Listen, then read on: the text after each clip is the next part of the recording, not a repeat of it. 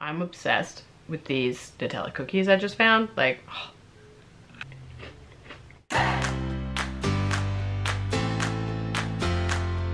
Hello everybody, it's Rebecca, and welcome to another video. This is my February wrap-up, so all the books that I read in February 2023. I read 8 books, which is not as good as January, where I read 10, and 3 of them were like number boosting reads. There's 2 books of poetry and 1 graphic novel. So, but that's okay. I read some really long books. I read some really good books. Unfortunately, I had no 5 stars, but I am trying to be a little bit pickier with my 5-star reads. So that's probably a good thing. Lots of 4s though, some 3s. That's it. 4s and 3s, a 3.5. So good range, good books.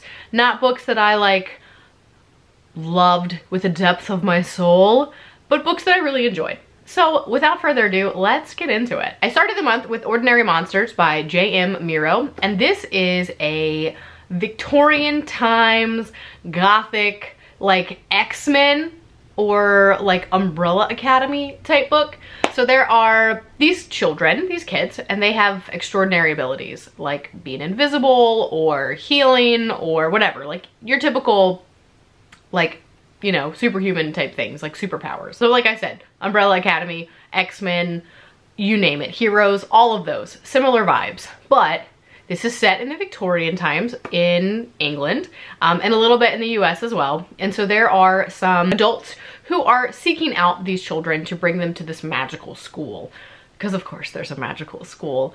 However, there are some bad people also hunting them for bad reasons. Very gothic, very dark, some horror vibes a little bit, some very like nightmarish type scenes, and really interesting fight sequences, like one on top of a moving train, which I mean, like, it gave me all the bye bye bye vibes, but like in a good way. I do love me some bye bye bye. Anyway, however, I thought it was incredibly too long. Like, incredibly way too long.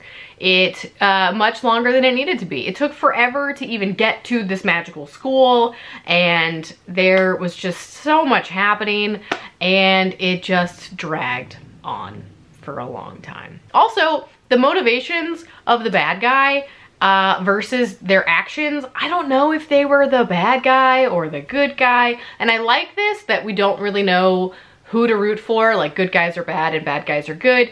But like, he says one thing, but all of his actions say the other. And so I'm just really confused about this whole thing, and maybe the later books will resolve that. But I was really left feeling like, what? Huh?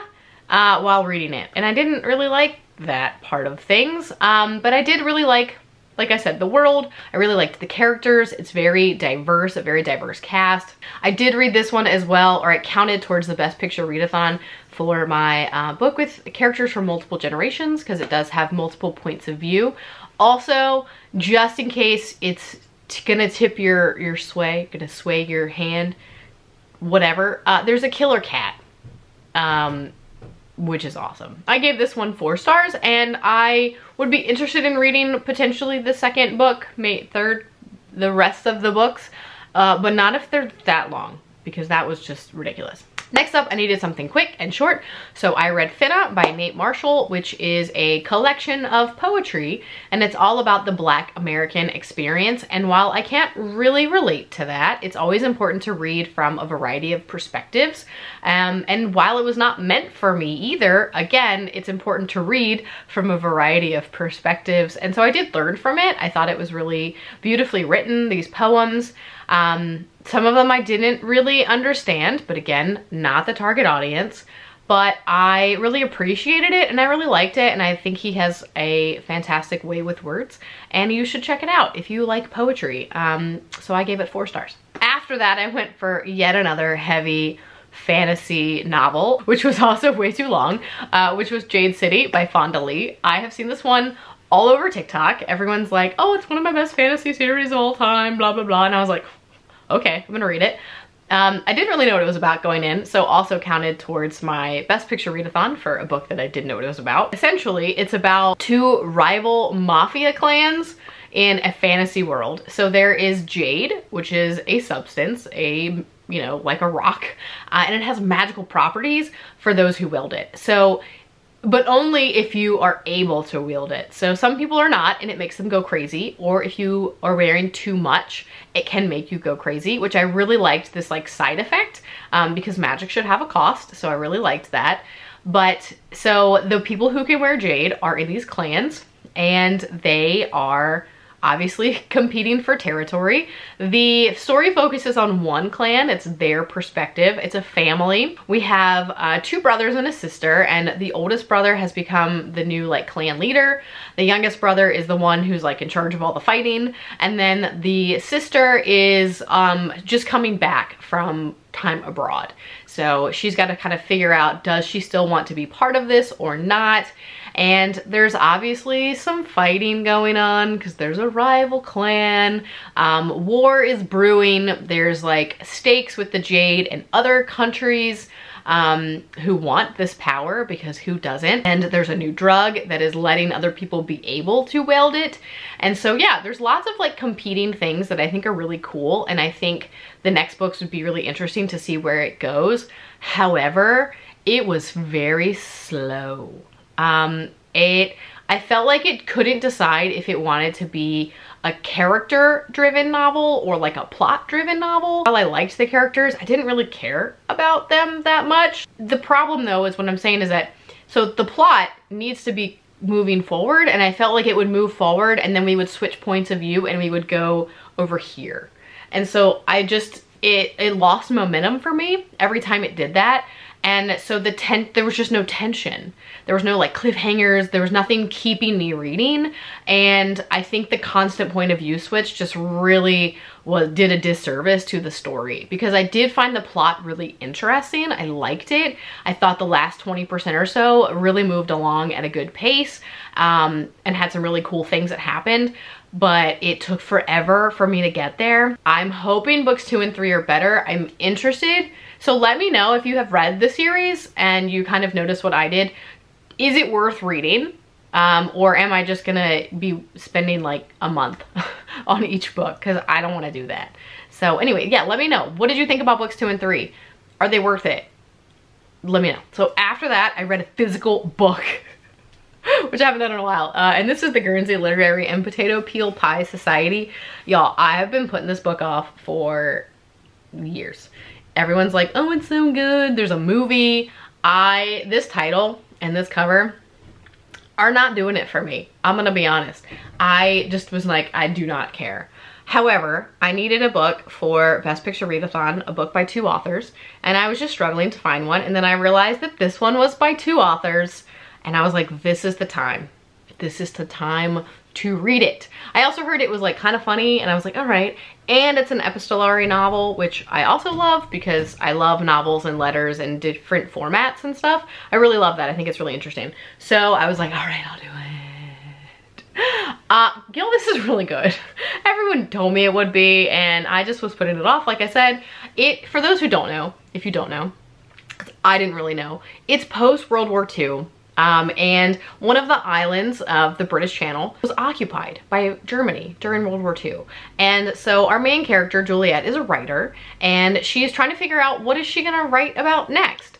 And she gets a letter from this guy who lives on Guernsey, and he is like, hey, I just got one of your secondhand books, and like, I love this author, and I just wanted to say like, thank you kind of thing. It's like really sweet.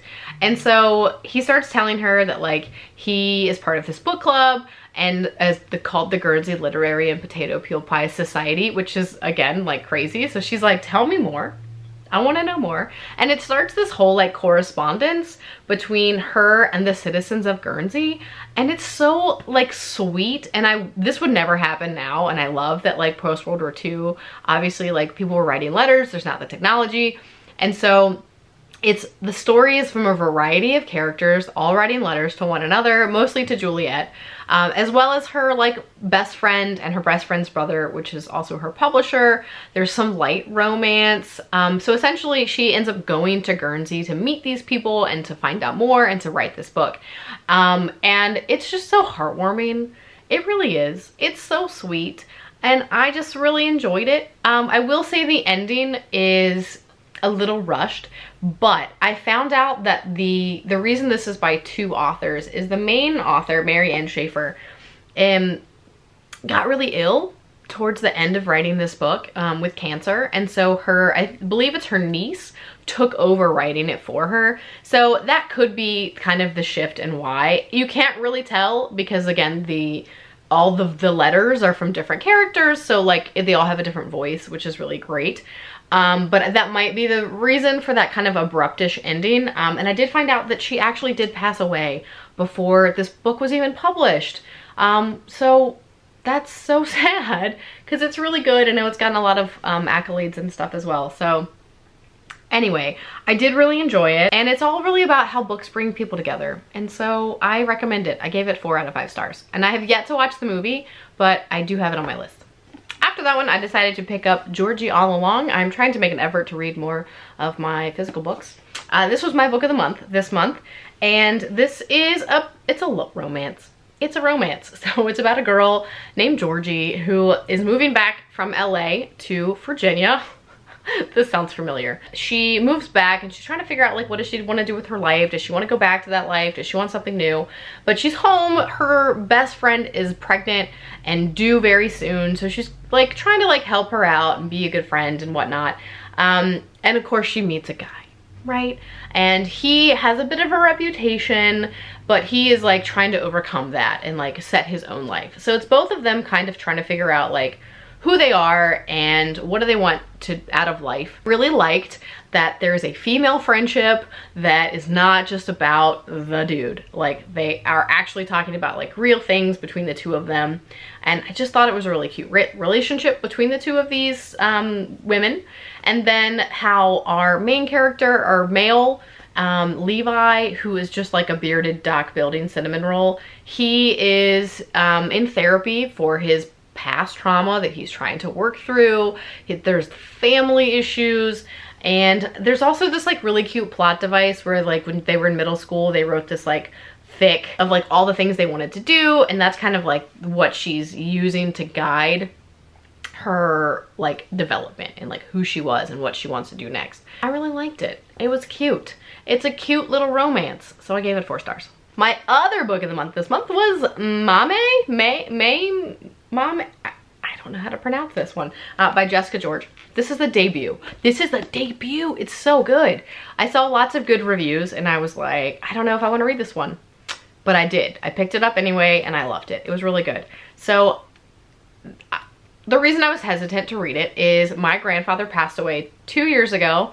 He had Parkinson's, and so I was just like, I'm not sure I want to read this one because the main character's father also has Parkinson's and is really ill, and so I wasn't sure if I would be able to handle it, but it was fine. It was heavy, but not as heavy as I imagined it to be. I think the second half definitely gets quite heavy at times, but I did really like it. It's about this main girl, Maddie, or Maame, or whatever, I'm sorry, who has parents from Ghana. She's born and raised in London, and she is 25 and she lives with her parents. She's pretty much the sole caretaker of her father. They do have someone who comes in and helps, but her brother is like always gone. Her mom is in Ghana and she's like gone all the time too. So Maddie is pretty much stuck taking care of her dad, and so she's kind of like made that her life. She doesn't go out, she doesn't have boyfriends, she doesn't really do any of that. So when her mom moves home, she gets to move out and kind of start her life again. And so it's kind of about this, but it also deals with like microaggressions in the workplace and in relationships. And it also is dealing with trauma and grief and mental illness and overcoming all of that and accepting that, as well as, again, family trauma. And I related to it in a couple different ways. I really liked it. It was really interesting, and I definitely, it deserves the praise that it's been getting. So I gave it 4 stars.